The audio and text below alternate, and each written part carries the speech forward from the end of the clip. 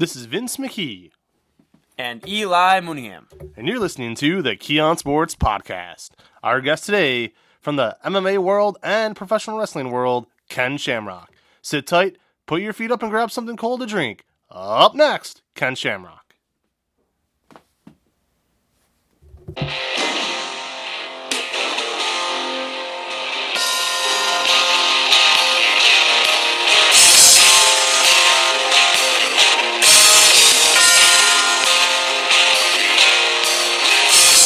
Welcome into the Key on Sports Podcast. I'm Vince McKee, sitting alongside me today is Eli Mooneyham. We are so excited for today's guest, Ken Shamrock. As you've seen the last couple weeks, we've had on some of the top MMA fighters of yesteryear and today, along with professional wrestlers. Now is the best time possible to have Ken Shamrock on the show. As we always say, sit tight and put that feet up. Up next will be Ken Shamrock, and without any further ado, let's get him to the phone now. Yo. On the hotline now is Ken Shamrock. You know him, you love him from the world of MMA, also professional wrestling. Ken, before we get started, good morning to you, and we hope you're happy, healthy, and safe out there. Yeah, absolutely, man. Doing well. Good to hear. So I wanted to start from the beginning here. You spent a great deal of time in Japan during the earlier days of your career in both professional wrestling and also MMA with Pancrase. Way before you hit the main stage. What can you say about the highly passionate and knowledgeable fan base of the fans over in Japan? Yeah, it's a little bit different culture over there. I'm glad that I started over there because if you're over here in the States and you're used to performing in front of crowds, especially back then, you're talking in the late 80s and the early 90s. The fan base was different. So, like, say, for instance, if I was used to fighting here in the States, people are screaming and yelling and cheering and all the way through the matches or whatever sporting event you're in. Over in Japan, it was a lot different because they studied the fights. Literally, the fans were quiet in there, and you could hear a pin drop until somebody landed a punch or caught a submission, and then they would all at the same time go ooh or ah. So it was very different. And I remember while I was over in Japan, there was a couple guys that had come over from different countries in Holland and Germany, Brazil, even the U.S. And they were used to fighting in front of crowds over there. And when they got into the ring, they started fighting and they would panic because nobody was screaming or yelling, and they thought that maybe they weren't fighting hard enough or they weren't doing well, so they would force themselves to go harder and eventually put themselves in a bad situation. And I remember taking advantage of that quite a bit with guys that didn't really understand the fan base and how the fans reacted during fights. They would panic because they thought that their fights were boring. So it was definitely a big culture change for a lot of guys. But I started over there, so for me it was a natural thing. And then when I came over to the United States and started fighting here, obviously it was a lot easier while you were in the ring to really get amped up because people were constantly screaming and yelling during the fight. So I would say, my time there was the biggest difference in competing in both was that the fan base was just so much different. After a very successful start to your career over in Japan, Pancrase, you decided to compete in the first ever UFC. I remember being a little kid watching it at home, thinking, man, I hope this event catches on because this is a really cool concept.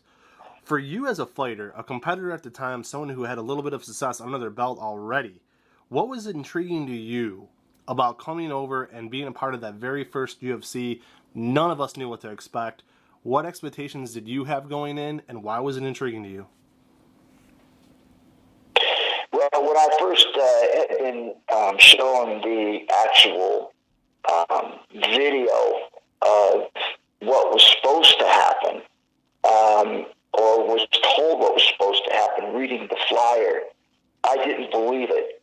And of course, one of my students kept telling me, no, this is for real. It's not as hard.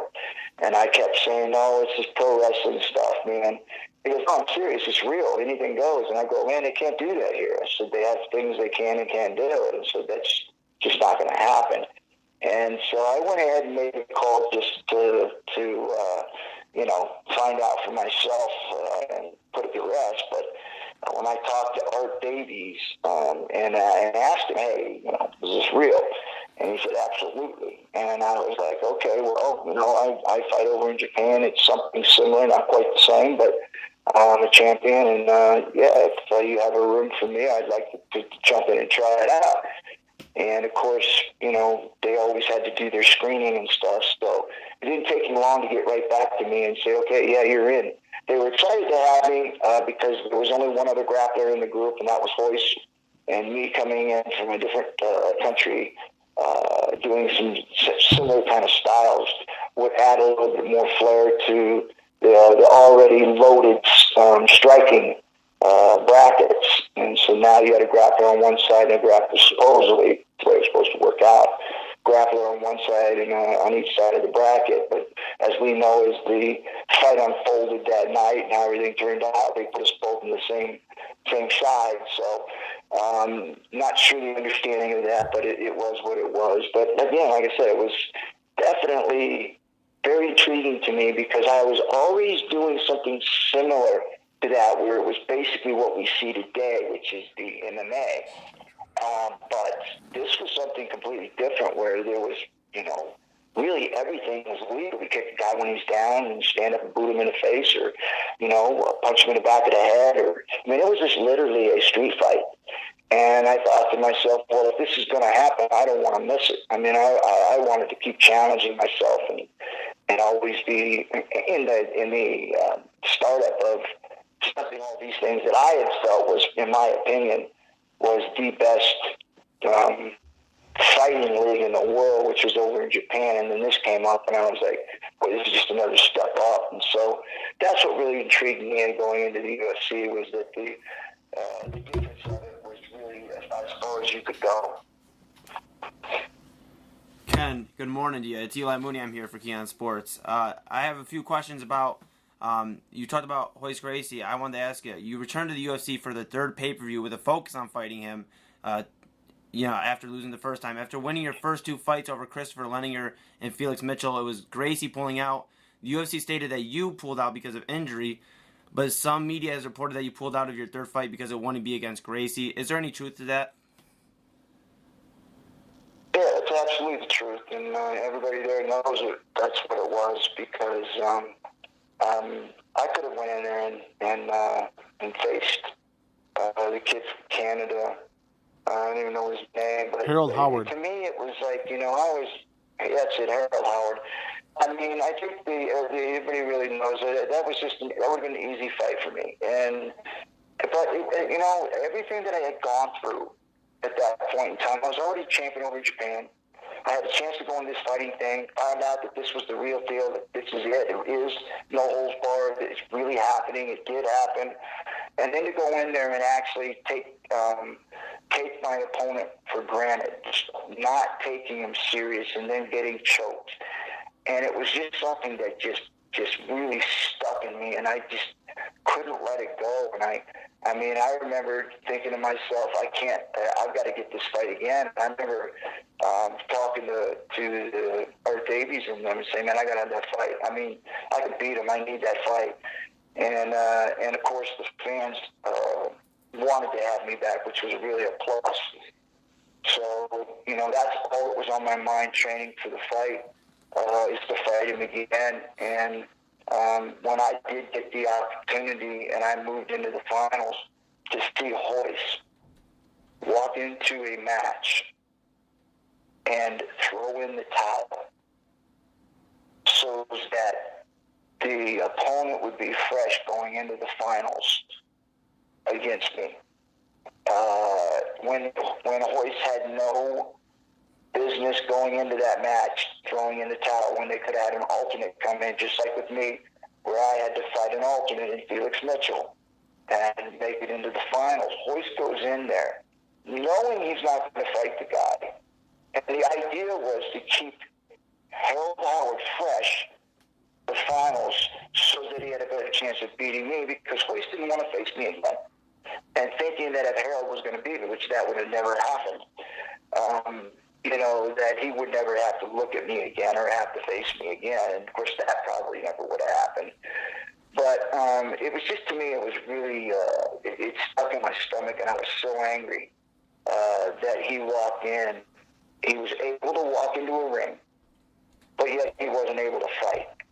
And to me, when I heard the reason why he couldn't fight, because he was exhausted, I literally just lost my whole thought process, because I couldn't believe somebody of his caliber would walk into a ring, throw in the towel, and say you're too tired to fight. When everybody is tired when they get to the finals and fighting either 3 or 4 times to get there. You have some sort of injury, you have something wrong, but you persevere, you push through. That's what champions do. You know you're not going to get there unscathed. You know you're going to have different types of obstacles you're going to have to go through to win this thing. With the Gracies, it always felt like it had to be a perfect setup, and everything had to be perfect, and the way that they would put things together to try to favor them, it just was sickening. And so in my mind, I'm going, I am not walking into the finals and beat a guy which I know I could beat with one arm tied behind my back. I'm just not going to do that. I'm going to keep the pressure. And this is my thought. I'm going to keep the pressure on Royce Gracie to fight me. And by not walking in there and fighting him and telling them I'm not fighting, not because I'm hurt, because Royce is not in the finals, it put pressure on them to make that fight happen. And that's why I got the fight. Ken, segueing here to UFC 6, you defeated Dan Severn to become the first super fight champion. You did it in less than 3 minutes. What was the factor in you being so dominant that night? And can you talk about that for a moment here?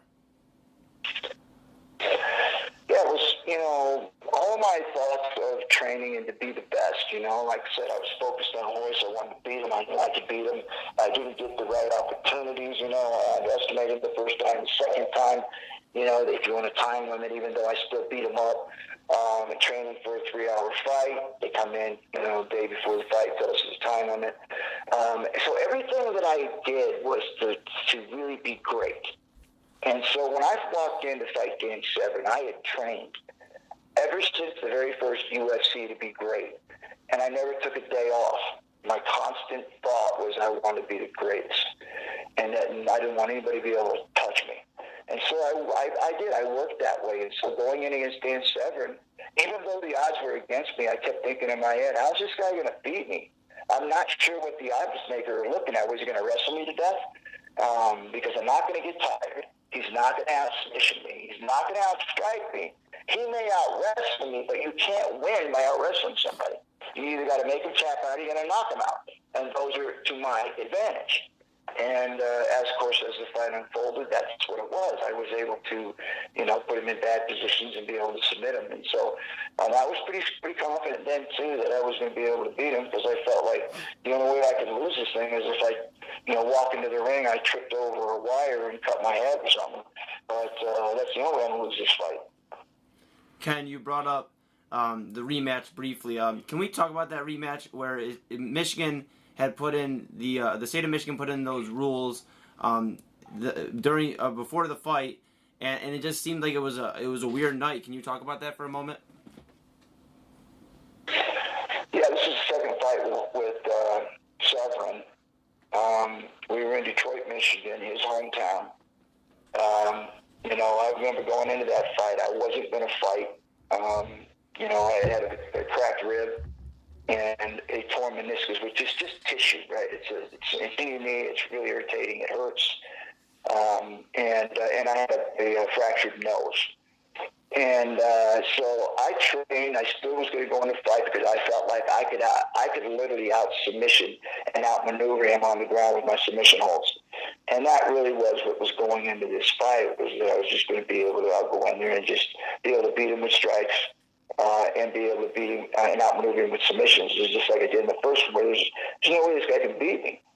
And unfortunately, with the submissions, I had that fractured rib. So then I had to start thinking about, okay, going into this fight now, I'm just going to have to knock him out.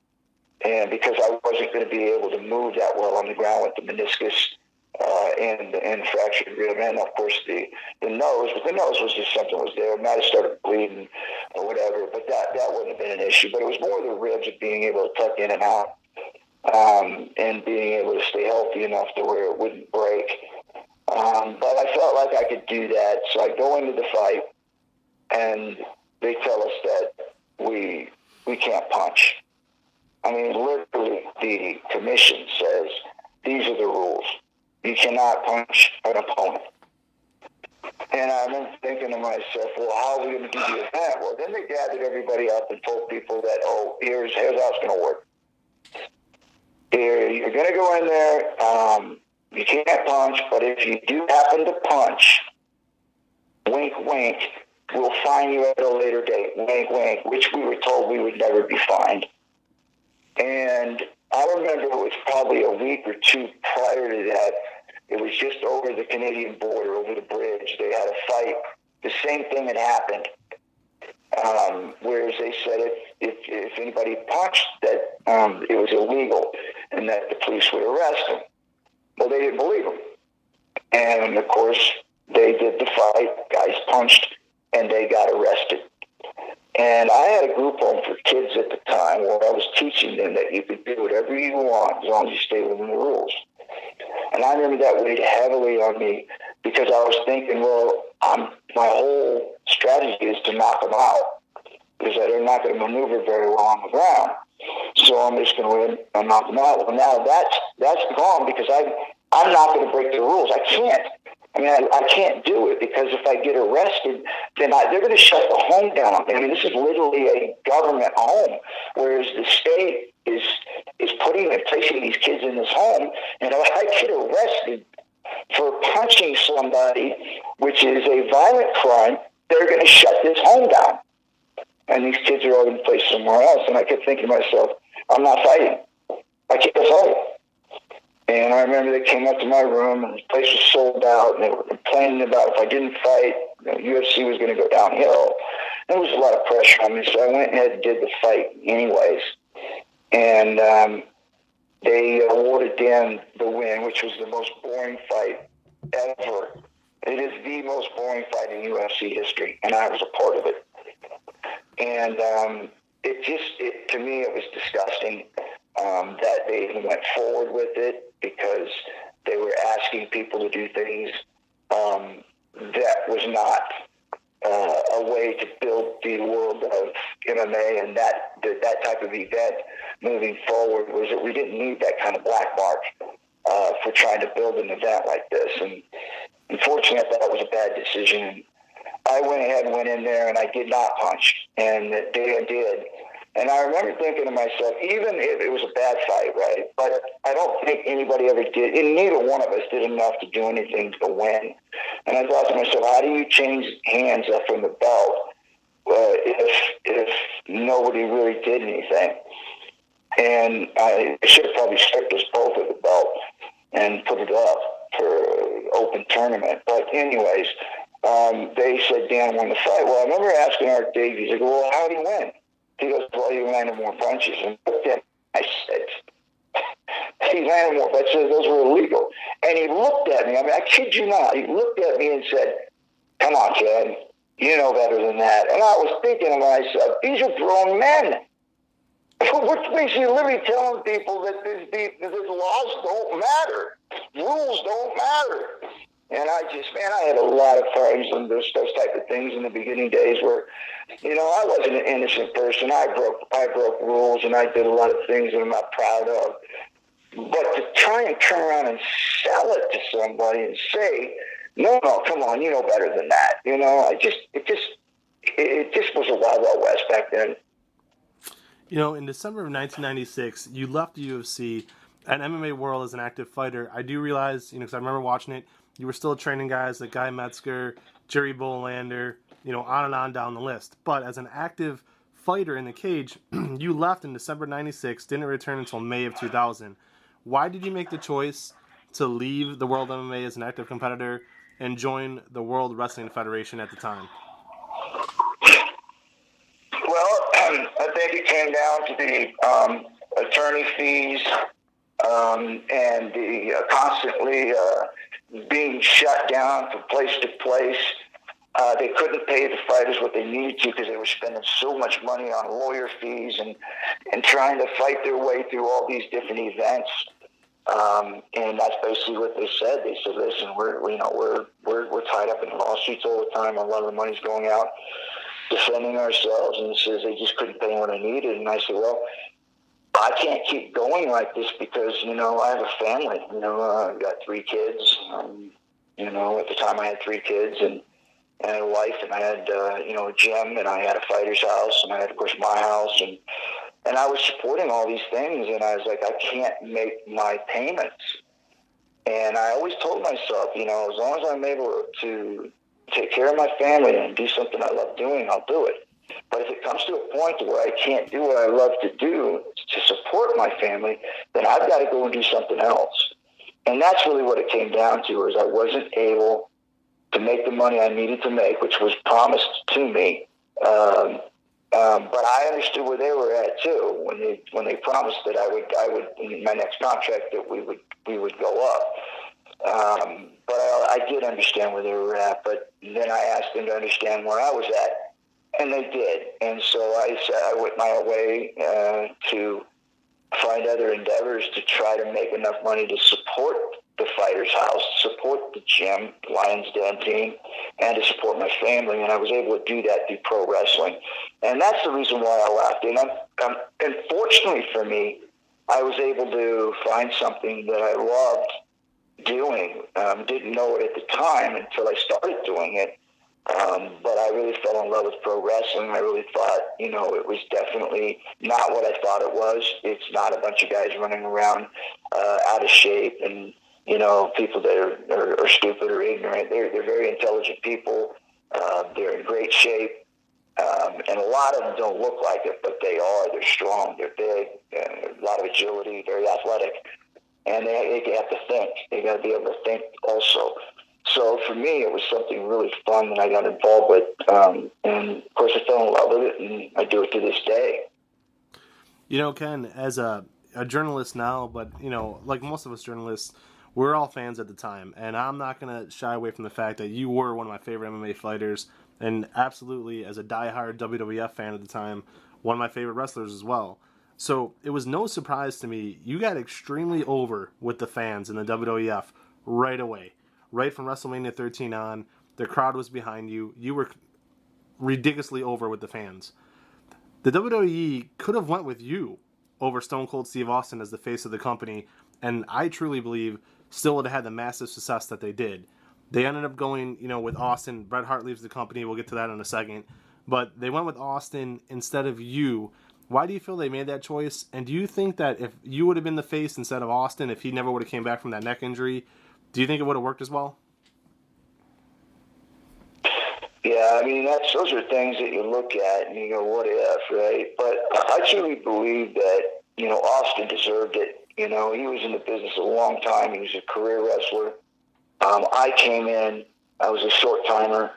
If I was in Vince's shoes, I would have went with that. Of course, I think I would have used me along with Stone Cold in a lot of different creative ways to either want to impact me with Stone Cold or me impact Stone Cold with me or me with him. But there would have been a lot of really good opportunities there, even with Bret Hart. There was just a lot of great opportunities to still use me in a big role, even though I would not have put me at the forefront because you don't know what you're getting with me, because I hadn't been in the wrestling business for a long period of time. So nobody really knew me or knew what I was capable of doing, or whether I was even trustworthy or not, because no one knew me as a wrestler. It was a very short time. So I think they went with somebody they understood. Bret Hart's a career, Stone Cold was a career, and to be able to put yourself in their shoes, that was a safe move. But again, like I said, I disagree on how they used me. I think that there was a lot more better opportunities that were still there, even though I thought they were right going with Stone Cold and Bret Hart for the face. And you mentioned that as well. early into your run, speaking of Bret Hart, was the infamous Montreal Screwjob. You were there. You were part of the main event in July. Only a few months before that happened, they had that in your house show. I think it was called the Calgary Stampede or the Canadian Stampede, and it was incredible. That was one of the loudest crowds I've ever heard. So Canada was behind him. How shocked were you that night in Montreal of what happened with the Montreal Screwjob? And also, as someone who had gone through everything that you had gone through to get to the level that you did, trust is a big deal. We've had a ton of professional wrestlers on the show, quite a few, and that's the one thing they say. You have to trust the person in the ring with you, you have to trust the referee, and you have to trust the promoter. Did that night hurt your trust in McMahon or the industry in general, or do you actually agree with what happened? No, I've mentioned this in a couple of interviews where on that night I was completely lost because that's how I was built into this. In the way that I was able to have the success I had was that I had to get guys to trust me because I was a shooter and I was a real deal. And to have these guys go in the ring with me and be able to trust me, I had to do a lot to gain that trust. And to have them to be able to work with me and not be in fear of me doing different moves and stuff. And that took me a while to get it. And then to see something like that, it just completely blew me away because I was like, man, that's what this thing is built on, is trust. It has to be, because it's not like you're out there defending yourself for real. You're giving people your body. You're giving people your character and your life to be able to build storylines that are not going to embarrass your family or your friends, and be able to ruin your career. And in today's world, it's even more so, where it can really ruin your business because of the social media aspect to it now. So it was really a big deal when that happened, and a lot of people were really confused on how and why that happened, because if there was an issue, and I believe there was, because I think that Brett had mentioned, and I know he said it to me, that he wanted to drop the strap to me. He didn't want to drop it to Sean. He would drop it to me. And I'm sure it probably would have been maybe in the world, but that's what he told me. And but for whatever reason, Vince wasn't happy with that, and I think that they wanted to take it off Brett, and I think that having that screw job where Sean was the one that did it, which is probably the worst person in the company that Brett wanted to drop the strap to, was Sean, because they did not like each other. Two of the best talents in the business, and they did not like each other, and so it was really a hard time to be on the road at that time, even though we were all making money and stuff. But there was always that, edge to it whenever Sean and Brad were going to work. So it really did kind of mess up the flow. I think things started kind of get uncomfortable, because then you had Owen, who got obviously killed, and then you had Droz, who got his neck broke. I mean, there's just so many things that happen in wrestling, and the trust was there at the time. Imagine now after that, there's no trust, and all those things are happening. It's just a scary thought, because it is a dangerous business. Ken, one of your first long-term programs, segueing here, was with The Rock. Could you notice something early on about The Rock? And everybody sees him now and talks about the charisma and everything with him, but did you see anything early on when you were in a program with him?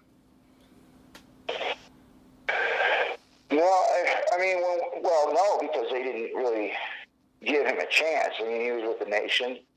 Farouk had the mic, and he was green just like I was, trying to find his character and where he was going, because he came in as Rocky, and of course then he took the name The Rock, which was my name, The Rock, Ken The Rock Shamrock in MMA before that.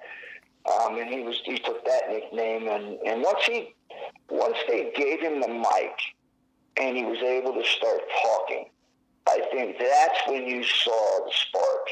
That's when you realized where the talent was. It wasn't the stuff that he did in the ring. It was more the stuff that he was able to build outside the ring with a mic. And then when he went into the ring, he already captivated the audience by his charisma on the mic. And I think, like I said, once they gave him the mic, you started seeing that superstar. Can they, while in your run with the WWF, they eventually turned you heel. How did you find out that was the course they were going to take, and why was that decision made to turn you heel? You had just won the King of the Ring, and it seemed like the momentum was going for you. Well, I think they were just experimenting, and that whole, my first experience, I think, was all experimental. I mean, there was really no direction. They didn't know what to do with me. Here they had this talent that everybody was faking it. Literally you had Goldberg and you had Stone Cold Steve Austin that were all my character, all the tough, badass, don't give a crap, MMA, no holds barred, tough guy. And they were creating these characters, but yet you had one already there that was for real.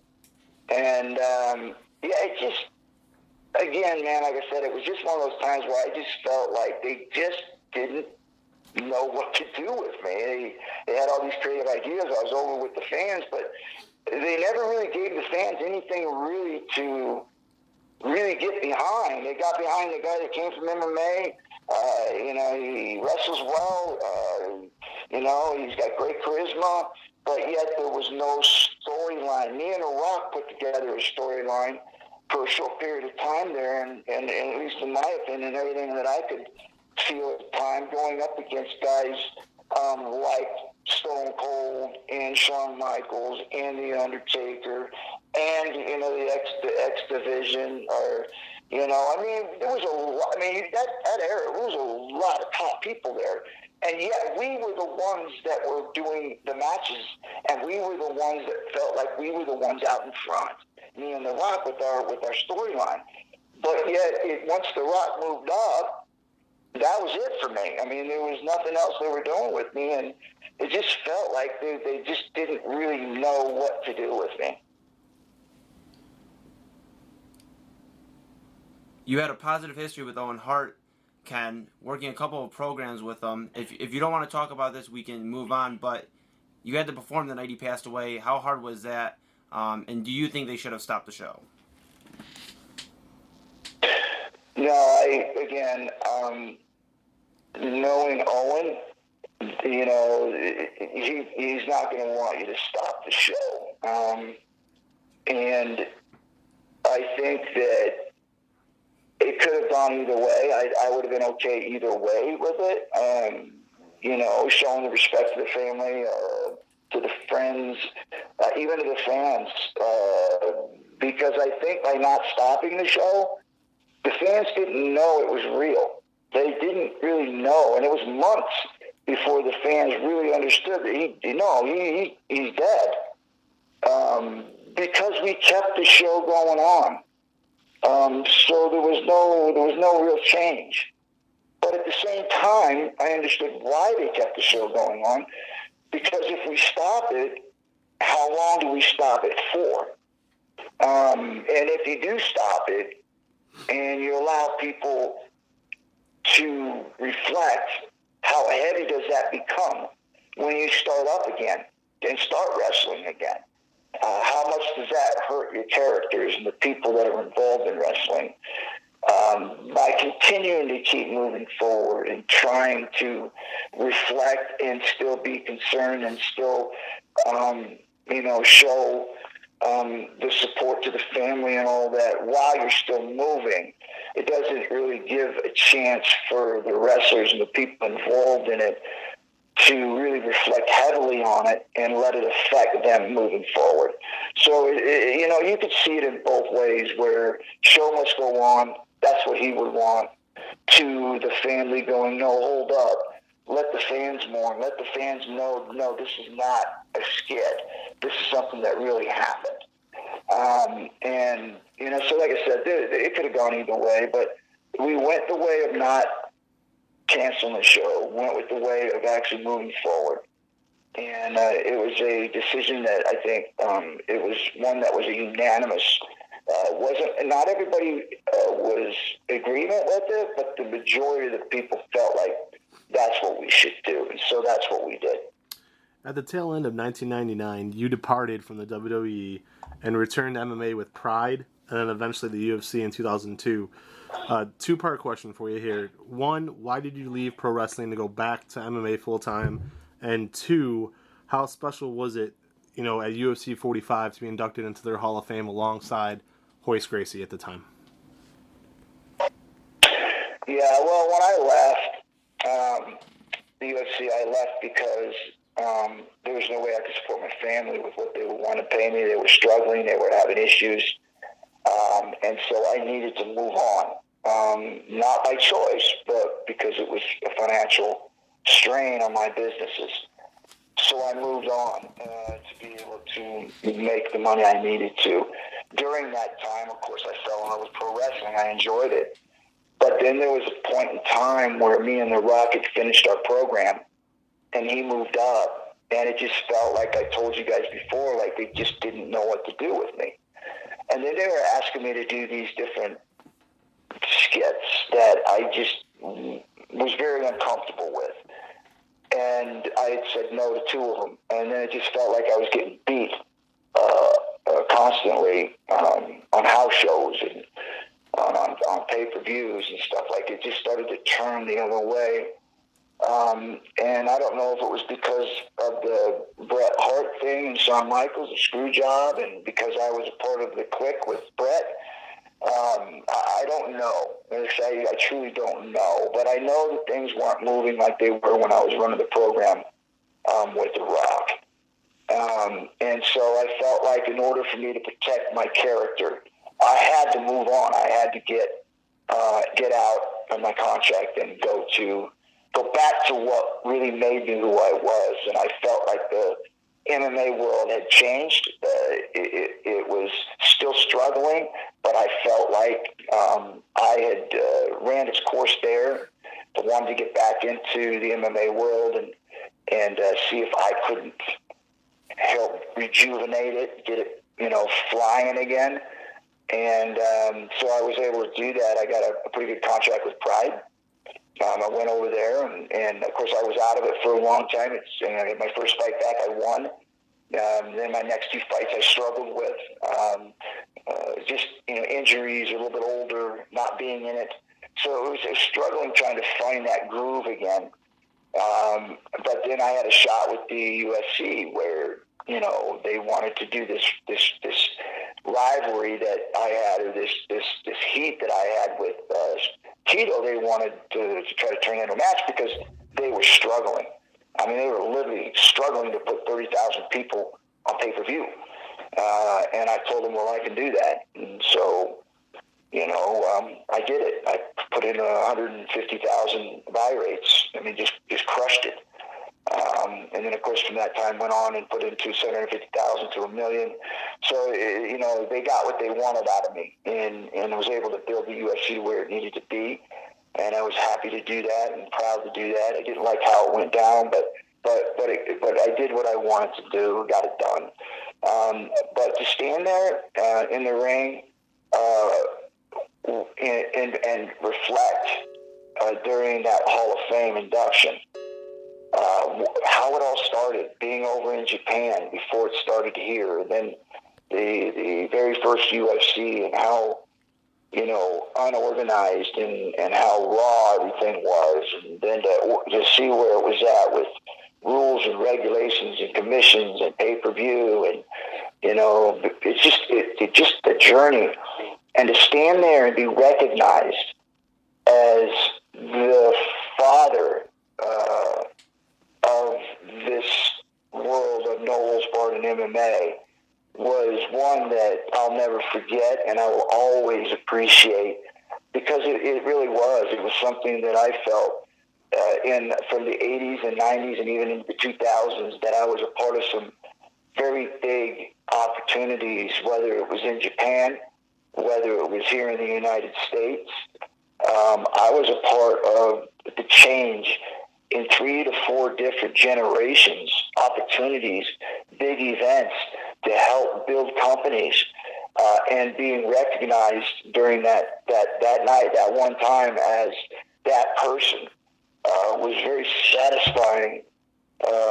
And it's almost like feeling like, okay, you're a world champion, you have goals to set out, you want to be the best, you get there, and then your career's at the end, and the icing on the cake is for people to say, hey, we recognize you as being one of the greats. That right there is the icing on the cake. Ken, we're going to wind down the interview now, and thank you for taking time to speak with us. The last part of this is going to be MMA focused, but I have to ask you this, because I wasn't planning on asking this question. However, you brought it up, so I wanted to ask one last thing about your WWE run, WWF at the time. I thought it was a little strange. They brought in a young lady. They called her Ryan Shamrock to try to make it, she was your sister. The theory of the big brother sticking up for the sister is something I can relate to, because I have 2 young daughters, so I get the whole concept. But my question is this, and again, I wasn't even planning on asking this, but you mentioned it, so I'm going to bring it up. What skits did they want you to do that you said no to? Because, I've read stuff and spoken with fellow wrestlers that they had some weird ideas that they wanted you to do. And, again, as a father of 2 daughters, I'm kind of glad you didn't. But, what did you say no to that you're comfortable talking about right now? Yeah, one of them was they wanted, the reason why I was so protective over my sister was because I was in love with her, and they wanted to play the incest angle. And I was like, I have a son, an oldest son, a boy, Ryan, and they're grade school, right? I mean, these kids don't even know wrestling's fake. And so I'm thinking to myself, you want me to go in there and act like I want my sister? And I just said, you know what, man, that is going to ruin my family. They're not going to understand this. And I couldn't do it. And I told them no. And the other one was China. They wanted me to go in and actually have a match with her. And I told them, I said, I'm really strict with my kids on how they treat women. And I said, one of the strict things is you do not hit a woman, period. And I said that, this is wrestling. I know it's all fake. I said, but they're at an age right now where they don't understand that. And I said that it's going to go against what I'm trying to teach them. And, as they would have gotten older, it wouldn't have been such a big deal. But it was just really difficult for me to do those things at that time, even though, I've done some things that, I'm not proud of. I've had a wild life. But those were all behind closed doors. Those were all things that I hid. Trying to teach my kids the proper way to be grown up, and then they make their own decisions from that point. But I felt like at that time there was this learning curve that you have a certain amount of time to teach them those things. And I felt like it was a very important time in their life that they need to be taught those things. You never hit a woman. And that, that incest thing, it was just something that would have hurt them in school and everything else. And so those were the things that I felt I couldn't do. And again, like I said, I get why they were doing it. Those were subjects that would have probably hit. They probably would have went big because, those are things that people hate or disgusted with. You want to, make a heel, you turn them into something people are going to hate. But unfortunately, me at that time, me personally was able to do that because of where I was at in my life with raising my kids. Thank you for sharing that with us, Ken. Those definitely were interesting. We're going to transition here back to MMA world, if you don't mind. We're going to switch back and talk about your fight against Tito Ortiz. The first time you fought him, it was at UFC 61. You had I'm sorry. The second time you fought Tito, excuse me. The second time you fought Tito was at UFC 61. You had an injured ACL the first time you fought him. But the second time, the fight was stopped quickly as you were down, but you appeared to be okay. How frustrating was that to have that happen? It was frustrating because when I fought Tito, I'm 17 years older than him. So I'm in my 40s. And he's 26, 27 in his prime. And in my opinion, probably one of the greatest 205-pound fighters ever, just a dominant force. And I felt like, going in there, the only chances that I had was my toughness, that I would be able to hang in there as long as possible to be able to catch him with the submission and be able to, hurt him with it enough to where he wouldn't be able to walk.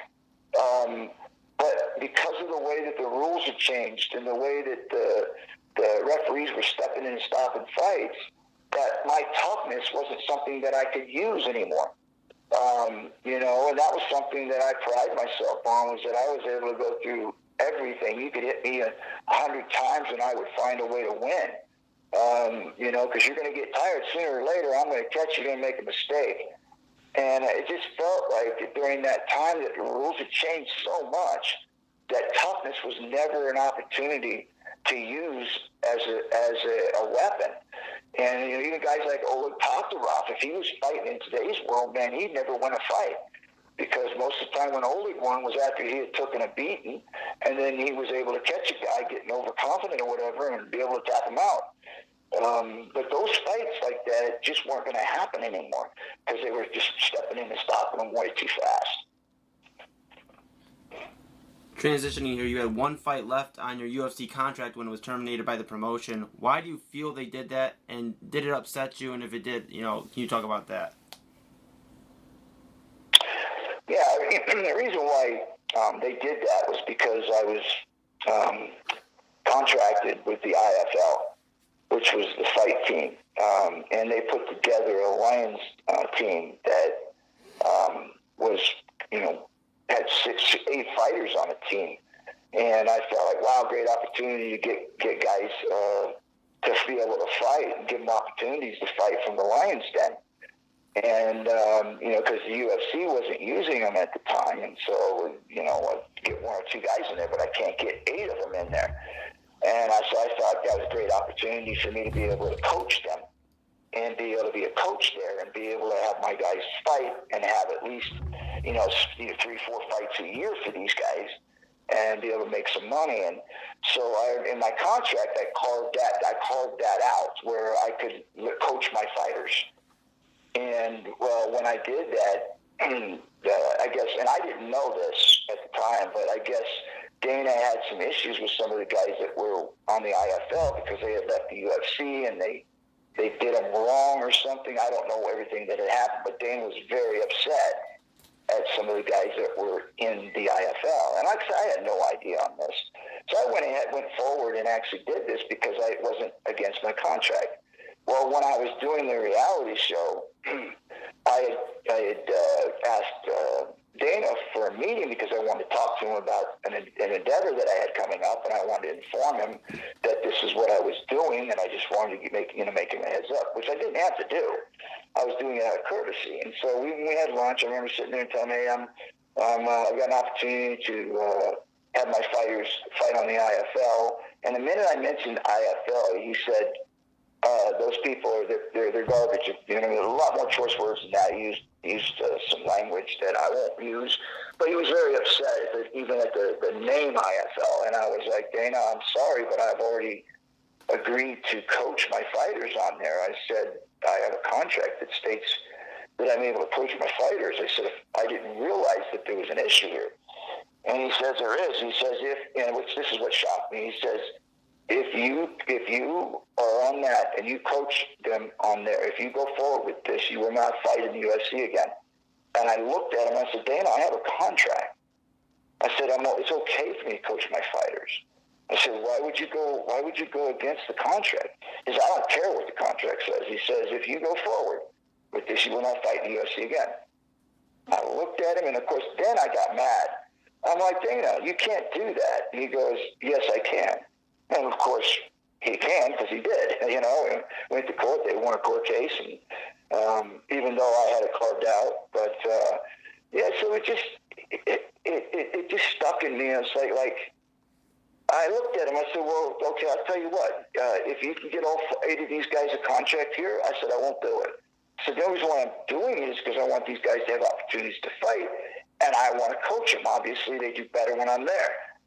And he says, well, I'm not going to guarantee anything. He said, I'm just telling you, if you do it, you won't fight again. And I was like, so it didn't go well. And even if you watch the reality show, it wasn't, they didn't paint a very good picture of me. So anyways, it was what it was. And I stuck to my guns, and, I defended what I believe was right.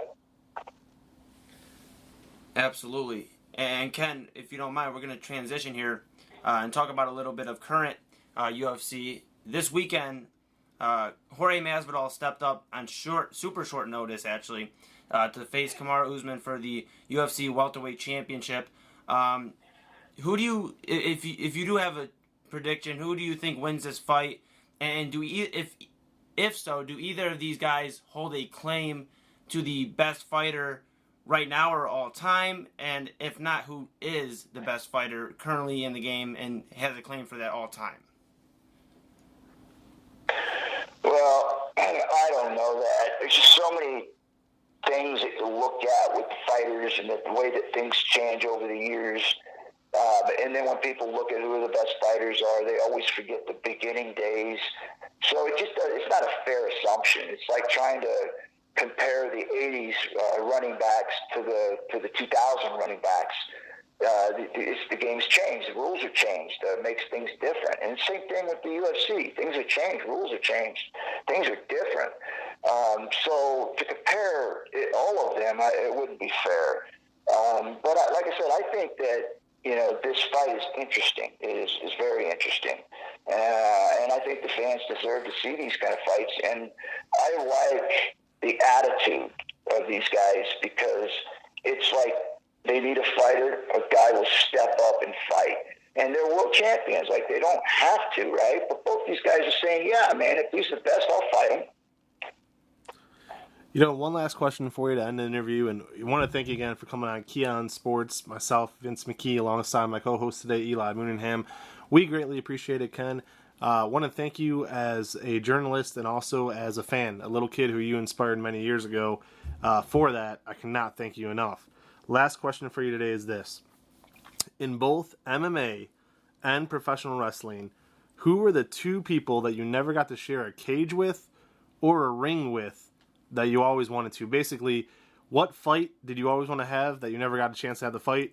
And in wrestling, who did you never get to, kind of headline with that you thought would have been a great rivalry? Well, for MMA, it's not that I didn't get to face him. It's the time that I faced him. And I would have said Tito, because I felt like Tito was one of those guys that, he was good, right? I mean, like, he just had the takedowns and the ground and pound and smooth. And he figured the conditioning out. And I felt like in my prime, that would have been one of the greatest rivalries ever in any fight world. I thought if we both would have been in our primes fighting each other, I believe that would have been something to see. Because I really feel like it would have been one of those ones that in any given night, one or the other guy could have won. But unfortunately, it didn't happen. I was 16 years older than him, and we didn't get to make that happen. But it's nothing but respect for him. I thought that, and I do have a lot of respect for him. I think that, and in my opinion, I think at the 205-pound class, in his prime, he was, at least in my opinion, one of the best at 205 pounds. I would say in the wrestling world, and he was in the other organization, WCW, I would have really loved been able to have matches against Goldberg, because I know there was some things going around about being stiff and this and that, but those were the matches I enjoyed the most, like when I had it with Van Vader, my first match with him. People were like, dude, that was stiff. And I was thinking to myself, no, that felt like the real deal. It felt comfortable. It felt natural. And it was a great match. And it was different than what they were used to seeing. And I felt like with Goldberg, we could have had some matches like that. Him with his character and what his character carved out to be. And I felt like with my character and my skill sets, I thought we could have had some great matches that we never got a chance to. Well, Ken, thank you again for coming on the show today. We greatly appreciate it. We don't want to let you go without giving you a chance at some free advertising. I want you to go ahead. I want you to plug your website, the books, whatever you want to do. How can fans follow you? How can they support you? Where can they learn more about you? I want the floor to be yours. Go right ahead and plug whatever you want. Yeah, first of all, I have all of my social networks on my website. So if you go to kinshamrock.com, you can get all of my other stuff up there, like Facebooks, Instagram, Twitter, all of that stuff's on there. So kinshamrock.com. And also, too, if you want to follow me in the fight world and things we're doing there, it's valorbk.com. We are doing the bare knuckle. Obviously, we're not launching anything right now. We're building our network right now. We're getting all of our social content put together. So a lot of exciting things going on there at valorbk.com. So with those two right there, you can get all the information you need on what Ken Shamrock is up to and what's going on in the future. That sounds great, Ken. I will do so. I want to thank you on behalf of myself, the company Keon Sports Media Group, and I want to thank you again and wish you a blessed day, and stay safe, and God bless. All right, you guys. Appreciate you, man. Say hello to my fans out there. Thank you for support over the years, and I'm just getting started. Love it. Thank you, sir. So that was Ken Shamrock. Like we said, you know him, you remember him, and we all love him from the world of MMA and also pro wrestling. Eli, one last question to you to wrap it up. Him versus Goldberg, that could still happen. Think about it. Goldberg just fought back in February. Actually, back at WrestleMania in April. I would love the WWE to bring back Shamrock maybe for one more run. They've done that with some of the legends. Yeah, it would be interesting, Vince, but I think Ken sounds pretty content with everything he's done. I mean, he's a UFC Hall of Famer. He did his thing with the WWF. He's done everything. I mean, I don't know where the relations would be like with the WWE at this point. He hasn't been there in a while. So I wonder how it would go, but obviously Goldberg wasn't with the WWE for, a while, and things got repaired. It would be interesting. I mean, they have done it with, Goldberg, and they've tried a lot of different things lately. You've seen them bring in, like, Tyson Fury. You've seen them bring in, like, Cain Velasquez and all this other stuff. In 2020, I'm not putting it past anyone. Like, that's what I'm saying. This year has been nuts, so I'm not putting it past anyone. Very good point. I wanted to make one more point, too. So, crazy enough, for me, watching UFC growing up, and like he said, the early days. Right. Okay, we're talking bootleg tapes off of people's TVs. Yeah. So watching everyone, being a huge fan of his, a couple things I want to make a point. Number one, I remember when he beat Dan Severn, I was a little shocked. And the dominant way that he ran through Severn, like a hot knife through butter at UFC 6, I'm like, okay, this is great. Then you have the rematch. And you have this rematch where they're just walking around each other for 30 minutes. And I'm like, what in the holy hell is going on right now? So to have Ken explain all that, I think it was great. The fan appeal with Ken, he would come out in these glorious robes. And we're not talking flower ones or feathery ones like Ric Flair or the boas. I mean, these were sharp robes, okay? He came out. He had the Lion's Den. The Lion's Den was really the first MMA team there ever was. The first MMA camp. Just incredible. Then, you have this guy, and again, I'm talking as a fan here, guys. This is strictly as a fan. Watching him grow up, going into, as I grew up, I should say, not him, but him going to the WWF at the time, I truly thought he was going to be the next big thing. Not like Brock Lesnar, next big thing, but really legit. And I truly believe, like he said, if Stone Cold Steve Austin doesn't come back from that neck injury like he did, when Owen Hart drove him. Yeah. I truly believe this, Ken Shamrock could have been the Stone Cold Steve Austin of WWE at that time, WWF, whatever, because his popularity, his legit badass style, I really, truly believed it. Going into the Royal Rumble that year, it was pretty much set in stone, no pun intended, that Stone Cold Steve Austin was going to win it.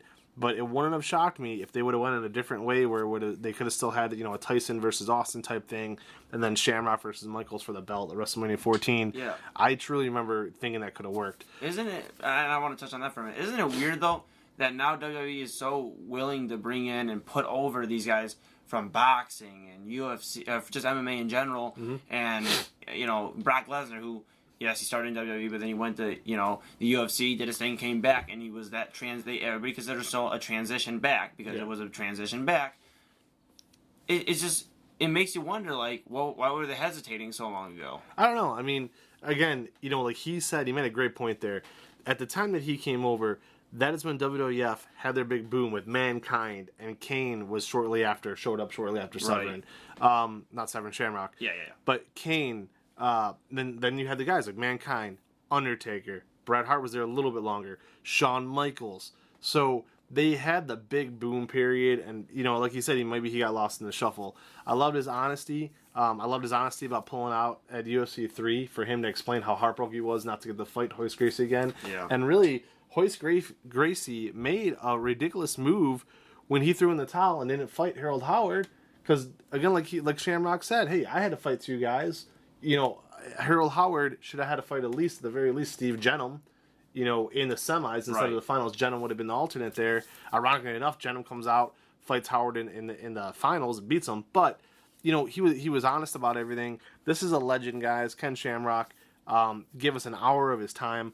Didn't dodge a single question, not even the one about, his fake sister on TV with the incest angle, which it would have been very easy for him to say, I'm not going to talk about that.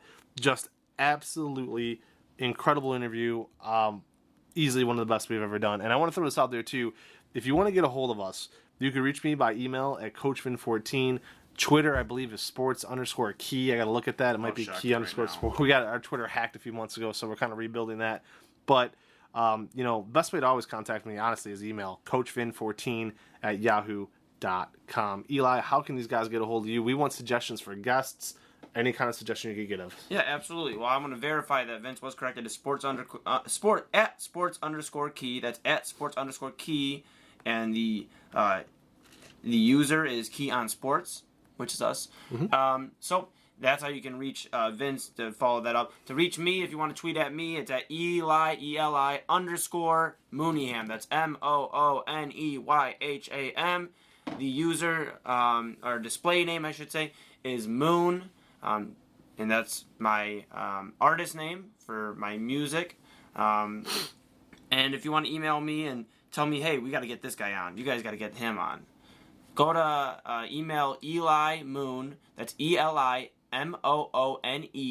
5@gmail.com, and just put in there, like in the headline, be like, guest needed for podcast, and I'll know what you're talking about, and I'll go and look at it. Like I said, like Vince said, I've only done a few of these with Vince, but I like doing them. Obviously, I like coming on here and hearing what some of these guys have to say. And Vince is gracious, willing enough to let me come on, and I'm gracious that he lets me.